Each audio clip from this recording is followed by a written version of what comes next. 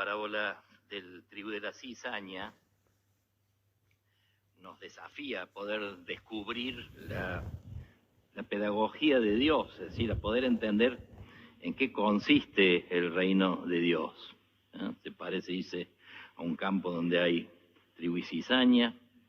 También el reino de Dios implica la pequeñez, la grandeza de la pequeñez, como esa semillita de mostaza que siendo así pequeña termina siendo un arbusto que da sombra. Y también la sabiduría o la gracia de la levadura que para que sea fecunda tiene que desaparecer. Interesante, es como que indica bien clarito con lo que el Señor decía: mi reino no es de este mundo, va de contramano. O sea, es un reino de paciencia, es un reino de pequeñez, es un reino de abajamiento, de desaparecer para dar vida. Todo lo contrario de lo que el mundo proclama con su grandeza, con sus desplantes de poder, ¿no? Pero la parábola, volviendo a la parábola del trigo y la cizaña, ¿no? Primero, la cizaña era, o sea, siendo un yuyo común en todo Oriente, ¿no? Es de hojas más pequeñas que el trigo, que se la distingue del trigo porque no da espigas. O sea, se la distingue recién al crecer y al madurar. Por eso el Señor les dice, no se apuren, quizás unido a esto, aquello que el Señor les decía, por sus frutos los conoceréis, ¿no? Y acá se cumple, ¿no? Y esto es, hay que esperar que madure para poder distinguirla, ¿no? Y entonces el reino de Dios es así, es una realidad dinámica donde conviven buenos y malos, donde el bien y el mal crecen juntos en el mundo, en nuestro propio corazón, en la iglesia también, ¿no? Lo cual es un misterio que ciertamente puede ponernos en crisis de fe. Uno puede decir, ¿por qué Dios permite esto, no? O puede tentarnos también de impotencia, de omnipotencia. Fíjense, los peones le dicen al amo, ¿querés que vayamos a arrancarlo, no? Digamos, quitándole al Señor, diríamos, su rol de juez, como que ellos se ponen en juez o en inquisidor. Contrastando con nuestra impaciencia, la parábola, en cambio, nos invita a aprender de Dios, un Dios de esperanza y un Dios de paciencia. O sea, ser pacientes con nuestra debilidad y con la debilidad de nuestros prójimos, ¿no? De la enseñanza de esta parábola, o una de ellas, ¿no?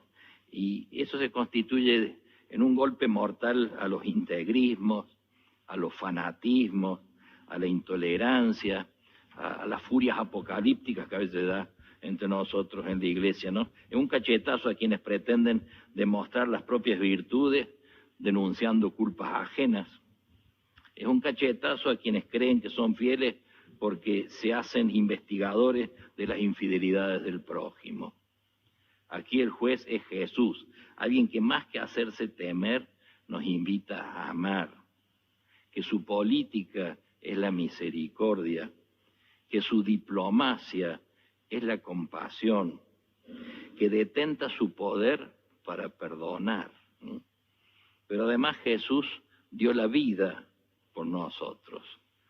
Dice por allá algún autor, hasta que no des la vida, no tenés derecho a juzgar a nadie. Y no es que quedamos sin actuar o que Dios queda sin actuar. O sea, la misericordia de Dios no cancela la justicia, nos hace esperar. Llegará el momento que tendremos que cortar y quemar lo que de cizaña hay en nuestro corazón. Dice por allí algún autor, y nos puede venir bien a nosotros, mira el campo de tu corazón. Este es el desafío, ¿no? La parábola, dice San Ignacio, es reflectir para sacar provecho. Señor cuenta una historia y nos hace que volvamos sobre nuestra vida. Mira el corazón el campo de tu corazón, el campo del mundo, el campo de la iglesia, y vas a encontrar que el trigo y la cizaña sembrada con malicia por el maligno están tan entreveradas que no hay cómo separarlas sin correr el riesgo de matar el buen grano al querer eliminar la hierba mala. De eso habla Jesús. O sea, su parábola diríamos así, muestra dos maneras de ver, maneras de leer la realidad. La primera es la de los asalariados, la de los peones de la parábola, que centran su mirada en la maleza, en la malicia, en las amenazas, en los defectos, ¿no? Quieres que vayamos a arrancarlas, dice, ¿no? La segunda es la mirada del dueño, la mirada de Dios, que centra su mirada en el trigo, centra su mirada en las bondades, en la virtualidad y en la posibilidad de producir espigas. Les contesta el Señor a los peones, no porque al arrancar la cizaña corren el peligro de arrancar también el trigo. O sea, una sola espiga de buen trigo vale más que toda la mala hierba del mundo, ¿no? Decime cómo mirás y te diré cómo eres. ¿Con qué mirada mirás vos? ¿Con la mirada de los peones, que ve el propio corazón, el mundo y las demás personas invadidos por el mal, llenos de defectos, juzgándolo todo y a todos con dureza y sin piedad? ¿O con la mirada del Señor de los campos, que ya ve despuntar espigas, cosechas y un pan sabroso, capaz de saciar todas las hambres, dice Max Alexander el benedictino? El dueño de los sembrados mira y cree en las promesas de pan que esconden las espigas del trigo. El Señor sabe que hace falta tener paciencia. Dice la carta de Santiago, miren cómo el sembrador espera el fruto precioso de la tierra, aguardando pacientemente, ¿no? O sea, la paciencia es una virtud a recuperar. Se nos ha perdido por el camino, a veces entre apuros, esas características tan de nuestro tiempo, ¿no? Paciencia es tener esperanza de que en nuestra vida y en la vida de los demás ha sido sembrada la buena semilla de Dios. Es creer que el bien subsiste, aunque parezca sofocado bajo tanta malicia. La paciencia es señal de fe en el prójimo. No tenemos que tener apuro en juzgar, en extirpar, en separar. Necesitamos lo que se dice una espiritualidad de la paciencia, no de la prisa. La paciencia es hija de la esperanza. Los procesos, nuestros procesos, los procesos de conversión personal, comunitario, propios y ajenos, son lentos, son laboriosos, necesitan tiempo, ¿no? Las contrariedades a veces nos exasperan en esto. La prisa a veces suele interrumpir prematuramente los procesos en vez de madurarlos, ¿no? Fíjense, la paciencia, que no es la indiferencia ante el mal, que no es dejar las cosas así como están si se pueden cambiarlas, ¿no? Pero es saber soportar con mansedumbre heridas que se sufren por querer enderezar las cosas. Es una paciencia orante y es una paciencia activa. La paciencia implica aceptar los procesos, ¿no? Pensante en esto, alguna vez lo hemos comentado, que comenta Nico Kazantzakis, en esto de saber respetar los procesos, ¿no? A veces maltratamos los procesos por exceso, a veces por defecto. Y Nico Kazantzakis, el escritor, contaba aquella experiencia en donde tenía en su mano un gusano cuando sale el capullo y se convierte en mariposa, este proceso, digamos, biológico que se da. Y tenía en su mano justo el gusano en el momento que estaba por convertirse en mariposa, para lo cual necesita el calor del sol para terminar de formar las alitas de la mariposa, sale el capullo y se convierte en mariposa, ¿no? Y entonces él decía, yo tenía en las manos a un gusano que salía del capullo para convertirse en mariposa, pero como yo no tenía tiempo, reemplacé el calor del sol con el aliento, ¿no? Empezó a echarle el aliento, el calorcito del aliento, para terminar el proceso. Y después de un rato, dice Kazantzakis, yo tenía en mis manos el cadáver de una mariposa. Y dice él, ese cadáver pequeñito, creo que es el mayor peso que gravita en mi conciencia. Lo comprendo hoy. No debemos precipitarnos ni impacientarnos, sino seguir con entera confianza el ritmo eterno. Y dice él, me senté en una piedra para reflexionar y me dije que Dios, ojalá Dios siempre haga revolotear en torno a mí esta mariposilla cuando yo esté tentado de vulnerar los procesos, los propios y los de los demás, ¿no? Esta es la gracia, ¿no? Interesante, quizá en la misma línea solía contar el padre Fares aquello del bambú japonés. La verdad que yo no sé cómo es el bambú japonés, pero bueno, porque el bambú apenas sembrado, a lo largo de 7 años, tiene un crecimiento casi imperceptible, ¿no? 7 años, ¿no? Pero de pronto, en 6 semanas, después de esos 7 años, crece más de 30 metros, ¿no? Entonces dice Fares, ¿podremos decir que el bambú haya empleado solamente 6 semanas para crecer? No. La verdad es que han sido necesarios 7 años y 6 semanas para desarrollarse, ¿no? O sea, un tiempo largo de paciencia y de golpe la fecundidad.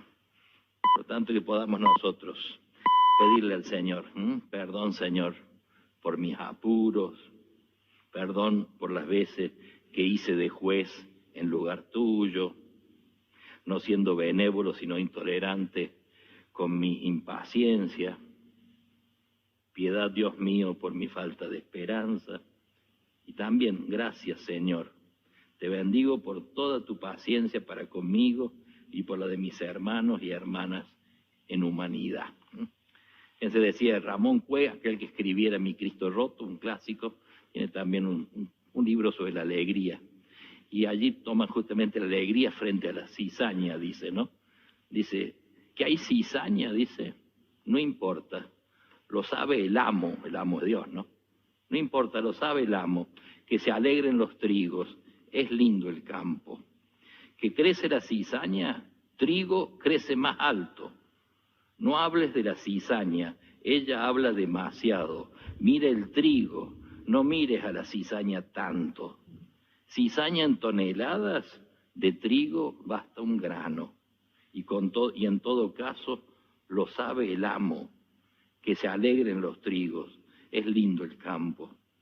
Que hay cizaña, pues sean los trigos más dorados.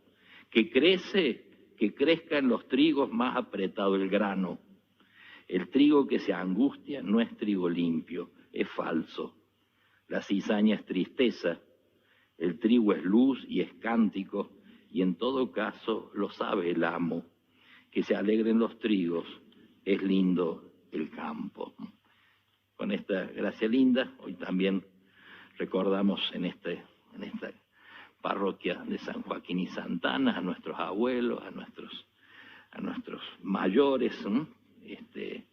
Con mucho agradecimiento. El Papa, unido a la jornada que se viene de la juventud, ha unido a esta fiesta, esta jornada de los abuelos y de los mayores, y le ha alargado como una especie de desafío a los jóvenes que antes de ir a la jornada, de participar de la Jornada Mundial de la Juventud, visiten a sus abuelos o algunas personas mayores que están solitos, ¿no? Como un gesto previo a la Jornada Mundial de la Juventud.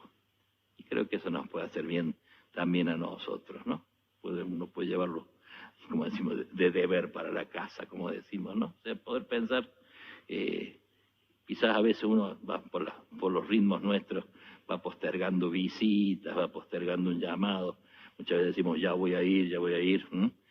Como dice, mañana le abriremos para lo mismo, responder mañana, ¿no? Vamos postergando y a veces se nos va la vida, digamos, ¿no? Entonces poder pensar, comenzando por los de nuestra sangre, ¿no?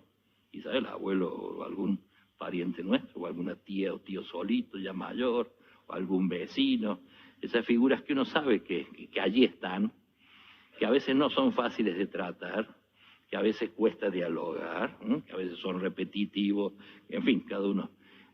Hay visitas que son muy cómodas y muy lindas y otras visitas que no son fáciles, ¿no? Hace falta caridad y paciencia, ¿no? Pero bueno, eso es lo que nos propone el Papa, que cada uno de nosotros podamos como pensar en estos días, ¿qué visita a qué persona mayor, a qué abuelo, a qué abuela o algún vecino de nuestro barrio que uno sabe que está más solito, poder visitarlos, poder saludarlos, poder preguntarles cómo están, poder preguntarles si necesitan algo, ¿no?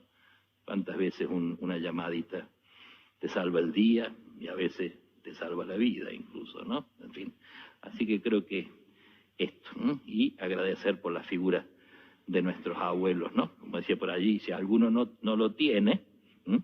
Siempre hay gente disponible a hacerlo con nosotros, ¿no? O sea, los abuelos son el depósito de la memoria, son motivo de unidad en la familia, son los que son la fuente de ternura, ¿no? Son los que a veces, como ya no tienen que dedicarse a educarlo, ¿no? Que ha sido la misión de los papás, o es la misión de los papás, entonces como una mirada distinta que el joven necesita, ¿no? Justamente el Papa dice, los jóvenes necesitan de los ancianos, y los ancianos necesitan, ancianos o grandes, no necesariamente ancianos, ¿no? Necesitan de los jóvenes, ¿no? Ese diálogo que a veces incluso pasa, que a veces hay algunos nietos que tienen mejor diálogo con su abuelo que con sus padres, ¿no? En fin, que demos gracias por estas figuras tan lindas en nuestra vida que nos han hecho siempre y nos siguen haciendo tanto bien. Se lo pedimos a la Virgen, justamente San Joaquín y Santa Ana, en la tradición son sus papás, por lo tanto son los abuelos de Jesús.